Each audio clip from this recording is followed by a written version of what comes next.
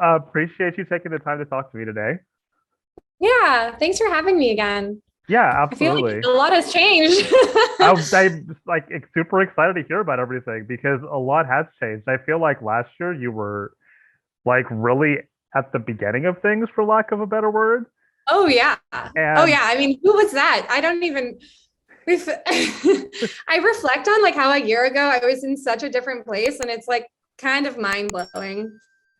It's kind well, of hard to what do you think like the biggest change for you has been? I feel like I like am more knowledgeable about everything and like I can handle the stress a lot better and I'm just like way better at managing it all. So like I think before I was just like yay and I just was partying and I didn't really like understand.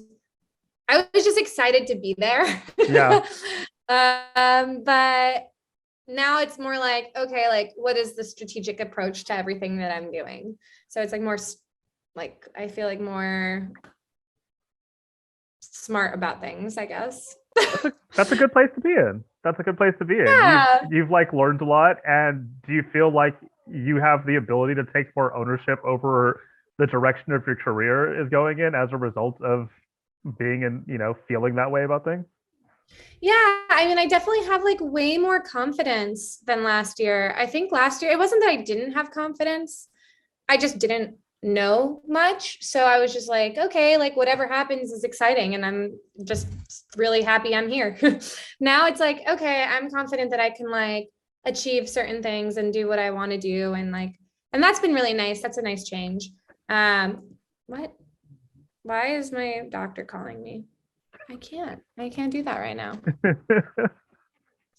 But yeah, so that is like um the cool part of this year is that I mean like it took a little bit of getting used to. So from like March until about May, well, so no, from March to April, mid-April, I was like, all right, like still kind of on that like, all right, we're just like working. But then like from April to May, I was like, oh my God, if I continue traveling at this level, I'm going to lose my mind. Yeah. Uh, and then by end of May, I had like a good series of conversations with like other touring DJs about like how hard it was. And through those conversations, I was able to kind of like change my perspective. And then from May until now, I'm in it. I'm like, okay, I know that I'm like really tired. What can I do to mitigate how tired I am? Like, what are like some self-care practices I can take on? Like, like, should I not drink anymore? Should I like, book my flights for like the afternoon, even if it is more expensive, because at least I get to sleep in. Things like that are like, you just don't think it would be that important. But then all of a sudden, like, you get tummy aches every time you wake up at like 7 in the morning. You're Yeah. like, why does my stomach hurt all of a sudden? I'm like, why can't I eat pizza anymore? Anyways, it's just really weird, like things that happen when you don't get enough sleep. So, Well, oh that's yeah. one of the things I was actually going to ask you about because, like, I feel like right around the same time that you're like mentioning, you were super vocal about the trials and tribulations of being a touring DJ. Like, I feel like you maybe as a result of like kind of getting used to that, and I wanted to ask, like, what are you doing now that's different that's making you feel better about this situation? First of all, my attitude about it. I Mm, was definitely just really like getting down on myself where I was like, I don't know, this is so hard. This is so hard. I don't know if I could do it. Or like, why did I choose this?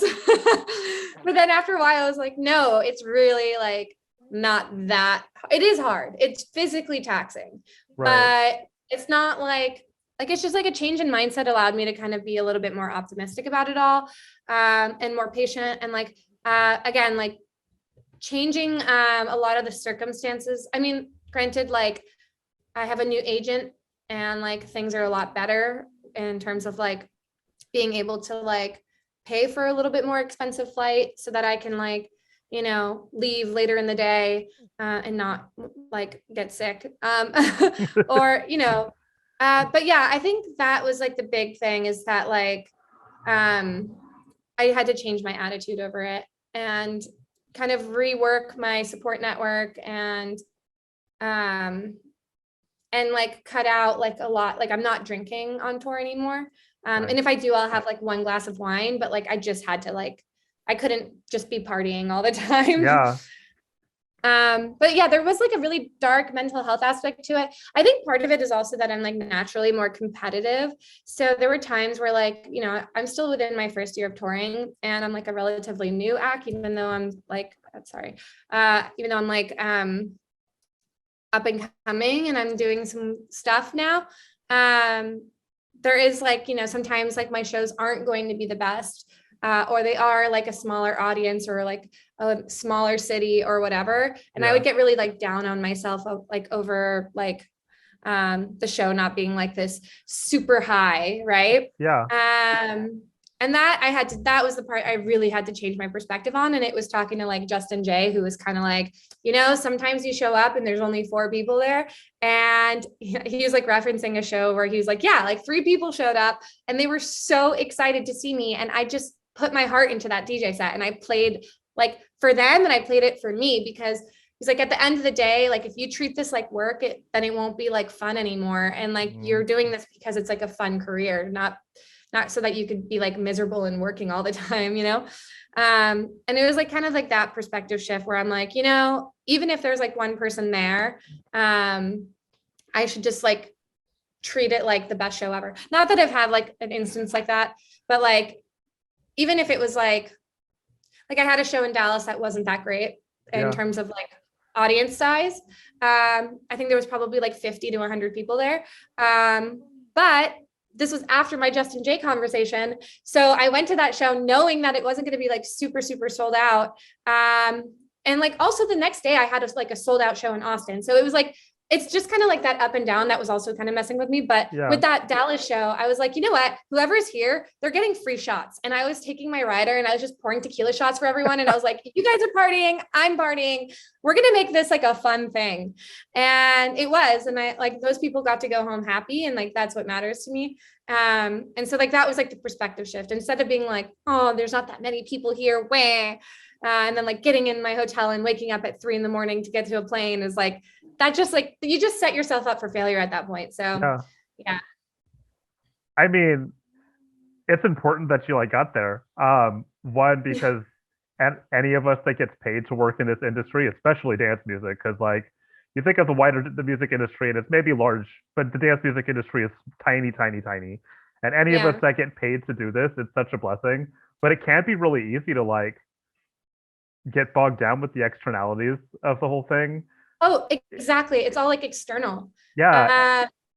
And once you get beyond that, like you realize again, you're like, oh, I forgot I'm here because it's fun. And this is like it's dance. It's supposed to be fun. It's supposed to be, you know, bright and shiny and happy. And that's fucking cool. And it's when you at the end of the day, yeah, there's some hard shit that happens, but how hard is it really? I'm not like I'm not technically saving lives and I'm not digging ditches. It's, you know. Yeah, I know. I think it was really like I was getting to a point where like maybe the show wasn't doing well. I was getting really tired. Like I felt like there was like a lot of factors coming into play. Like it was, and again, it's not like my shows were empty. So like when I reflect on it, I'm like, I was really bummed out about 50 to 100 people being there when like I should be so grateful that many people even showed up for me in a city I don't live in. But like I think, you know, I do have a tendency to compare myself to others sometimes. And like, I was like, well, you know, like, how come I'm not like selling out these rooms, you know? I'm like, it's just ridiculous that I would even think that, you know, because I am still like a brand new act. I've only been touring for a year. So, but it's whatever. But yeah, there was a lot of different things. And then it's just like having to, like airports are like hell, in my opinion. Yeah, they are. And like, I think the travel is really what was the hardest part. I've now gotten much better at traveling. Like I, you know, aside from like bringing my like vitamins and face products and hair products with me that like keep me on the outside looking okay. I like, you know, I listen to like meditation things when I'm in the airplane now. So like I can go to sleep and like things like that. That's a good idea. I know it actually helps so much. I just bought AirPods for the first time and like life changed. Oh Like yeah, those saved my I'm life. on airplanes all of a sudden. Yeah, those saved my life on airplanes. But I know. listening to meditation is actually a good idea because I have trouble sleeping unless I'm listening to something at home, but I've never been able to sleep on a plane ever in my life, and maybe that'll actually help. Yeah, like meditative music. And I just knock out now. Like I have never been able to do that. Like I am not, I find planes awful. Mine are also like noise canceling. So it's like on top of that, I don't have to like hear people or babies. And like, it's everything I wanted just to like get through like an early flight. Yeah. And it worked out really well for me. Actually now, anytime I hear a human in general, like I was at the beach and like there was this like couple and they were like bickering next to me. And I was just like, noise canceling. I was like, oh, this is so awesome. I love that. Yeah, it was great. So I want to talk about other changes. You were with Dirtybird Planet like since not since you started making music, but since for a while now. And now Yeah, you struck out. 2020. Yeah, that's 2 years is a long time to stick with the label, like almost exclusively. And now you're striking out on your own with your new label. Was there something specific that led you to say, I want to do something of my own? Yeah, there was a number of things. First of all, it was Barkley, Claude Von Stroke's idea. He thought it would be a good idea for me to have an outlet that's simply my own. And he's not wrong because, I'm sitting on a lot of releases and yes, it's great that I'm able to like pitch these releases to bigger labels. But that process just takes so much time. Like the Get Familiar EP that I released on my label was written last October. Oh. Yeah, last October. And we had pitched it to a couple labels. Some wanted only one song. Some were like, oh, this is not a good fit. And it was like, it got to the point where I'm like, well, I'm not going to release this music like on a small label because then at that point I might as well just release it myself. Yeah. And also that allows me to have the creative freedom to like build out this like whole like space of like my imagination. So the artwork and the music sound and so then it started like turning. So it first came out of like necessity. Like I think I need to have a place to release music in between other releases on like bigger labels such as Dirtybird and a couple others that I won't mention that are coming later this year. But in addition to that, I was also like, oh my God, this is so great because I now get to work and highlight artists that I find to be like either like, they're either like femme or they're non-binary or whatever, or they're just like really nice men. You know what I mean? Like I get to exclude the assholes. And I was like, that is so nice. Like, I don't have to work with anyone I don't want to work with. And I get to really highlight guys in the industry that are like actually good people that are like super kind, but also super talented. So it's like a nice combination of like being able to create this like world where it's like nice people come together. I love that. Yeah, it's really cool. Like, I don't know if people care about that, like there's just like a lot of assholes and I'm like, how are they getting signed? But I guess at the end of the day, to some labels, it's just about like money. I don't know, songs. I like combo of the two. I think there's enough talent at this point to highlight both. So, I mean, I couldn't agree with that sentiment more. I think I've probably said this publicly at least a dozen times. Like, there's so much music. Why do we continue to support terrible people just because they make good music? Because you can find, for every single terrible person that makes good music, you can find a dozen amazingly talented people that are also fantastic in real life that you want to hang out with and that are beautiful people. Support them. All of them. All a dozen of those people instead of that one asshole. And you picked Ernesto of all people to be the first one, who is like one of my favorite people in the industry. He's so kind. It's is. insane. He's such a gentleman. The first time I met him, he was really sweet and like very like polite. I would say polite is like the number one word I would ascribe to him. But actually it was like we were hanging out in Miami, I think a couple months after we had recorded or a month after we had recorded music together. And I was with my friend, she's engaged, he's in a relationship. So there's obviously like no need for him to go out of his way. I mean, not no need. It wasn't like he was trying to like hit on us, right? Right. But he went out of his way. Like my girlfriend was like, "Oh, I'm gonna go to the bathroom," and he was like, "Oh, let me walk you to the bathroom in this really gross club so that you are safe." Like it was just like that small detail. Or like I've heard him like and also like everyone in the female Dirtybird community just loves him because he's just such a gentleman. Yeah. And so it's like, and on top of that, he's like incredibly talented. Like he mixed and mastered and produced, like he really did a lot of the legwork in those tracks. Yeah. I just did I picked out the ones that I liked out of his selection, and then I like did the vocals over them. And then obviously like I did a lot more of like the marketing and all of the artwork and stuff like that. But yeah, he like produced all of that, and like he did such a good job. It's like so clean. So to me, I'm like, why is he not bigger? You know, he should be famous. Like I wonder that myself, because he's not only that, but he's like giving knowledge away for free to the entire DJ and producer community, like every single week, which is amazing. But I've barely seldom heard cleaner mix downs than his. Like they're insane. They're insanely it's insane good. How clean it is. Yeah, like you can hear every single element, and not only that, they're not just in their right place. There's like not a millimeter of room of anything out of place. It's like, oh, yep, that's exactly where it's supposed to be. I couldn't have gotten it better. I don't know how you do it. He's a magician. He really is. He's so talented. So yeah, it was really exciting to be able to highlight him first, because I mean, like, he really is just someone that I'm like, wow, you just like nail it across the board. I'm like, at this point, I just feel like you need more marketing. Like that's all it is.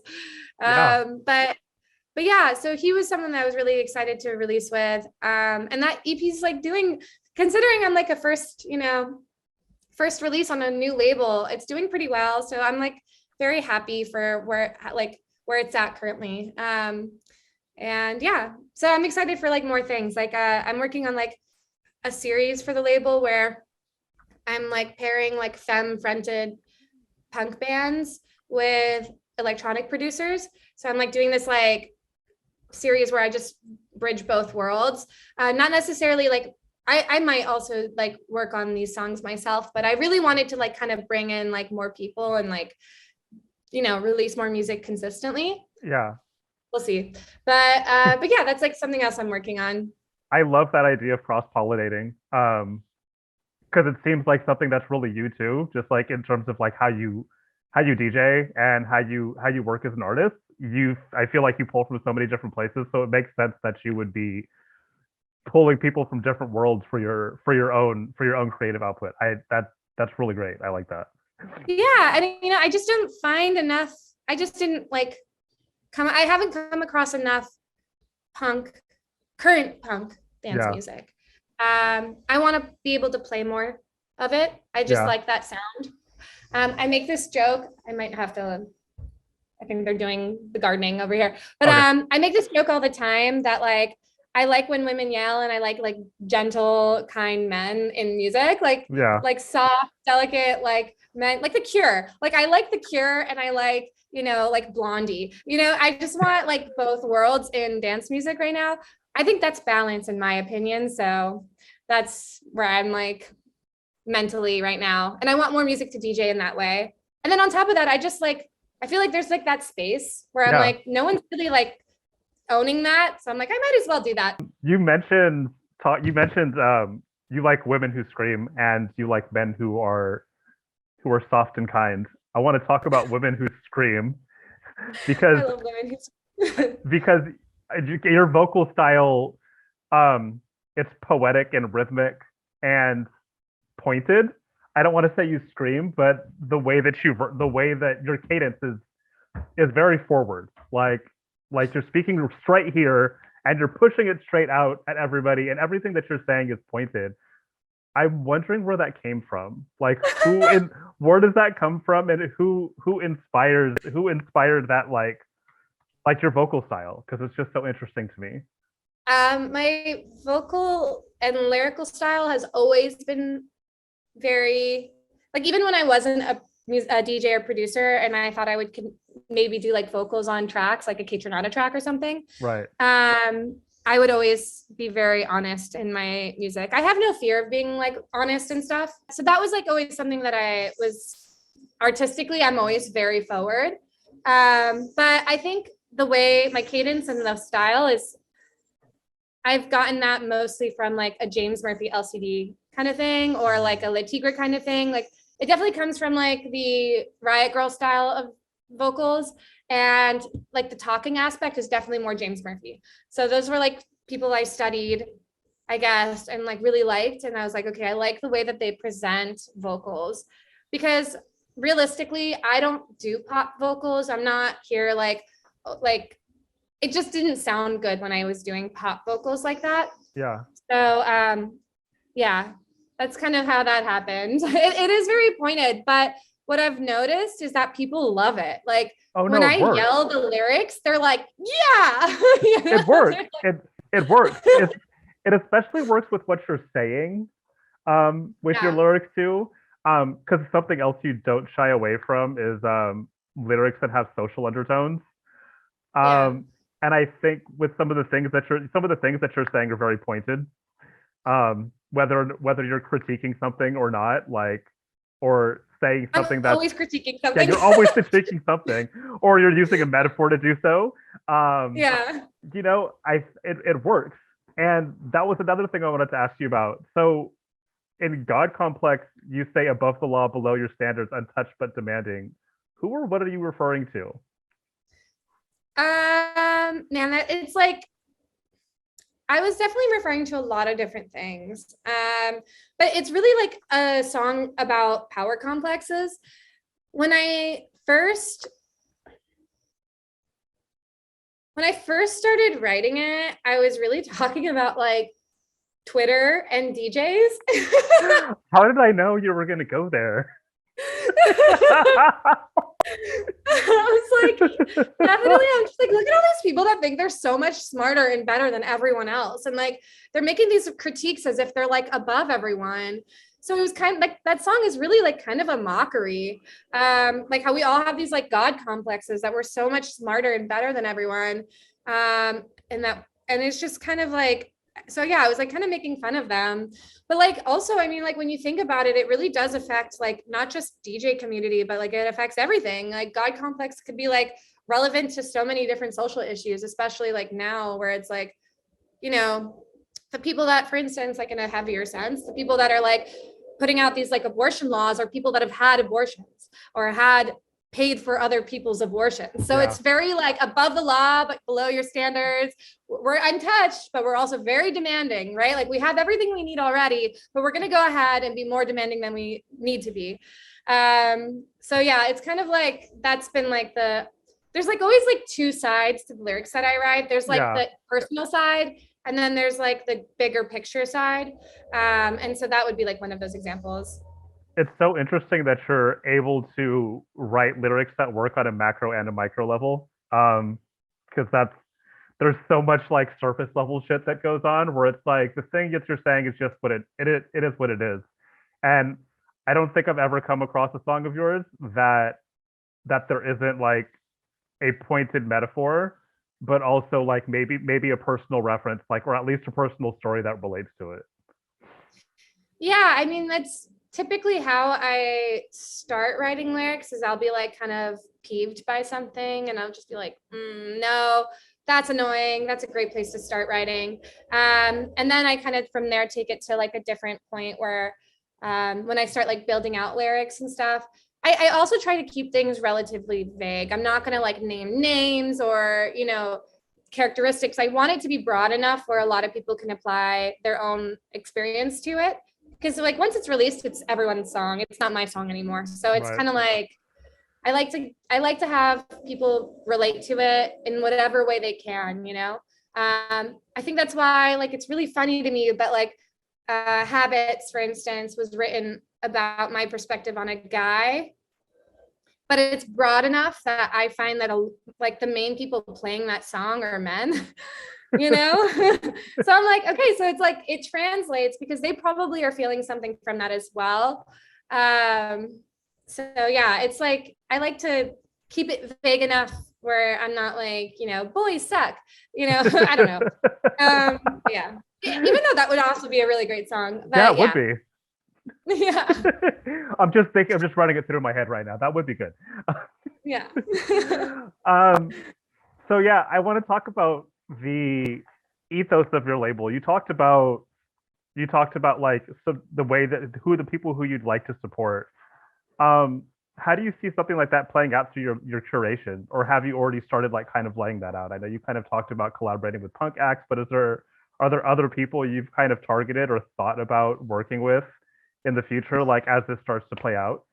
Yeah, so I'm definitely taking an underground approach with this label. I want it to be a place where I could release like songs that are not designed for commercial labels, for instance. And I would say commercial in the sense of like, again, like Dirtybird or I don't know, Higher Ground, Defected, whatever the label may be. Yeah, like the big ones. So this is a place kind of more for like the deeper cuts, I guess.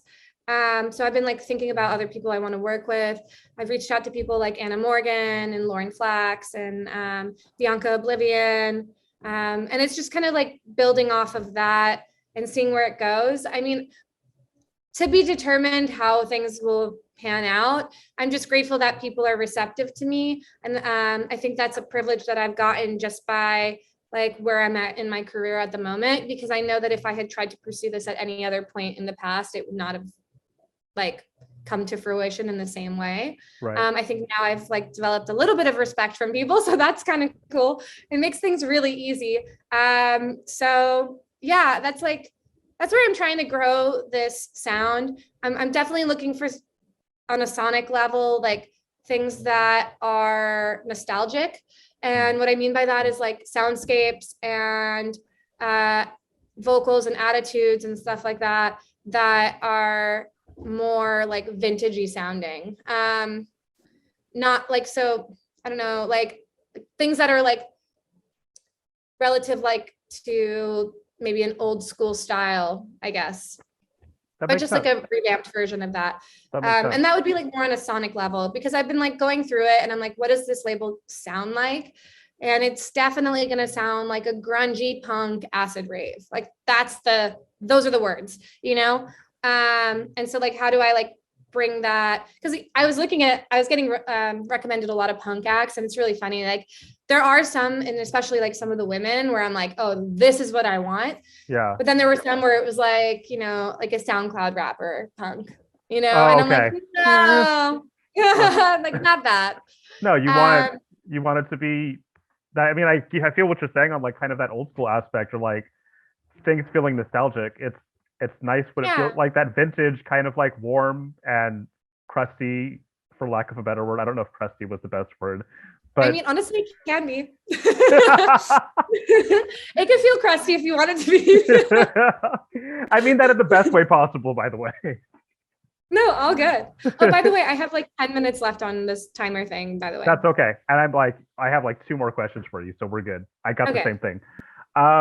So I know you talked earlier about like getting better at touring, and your touring schedule has just kind of ramped the fuck up over the last year.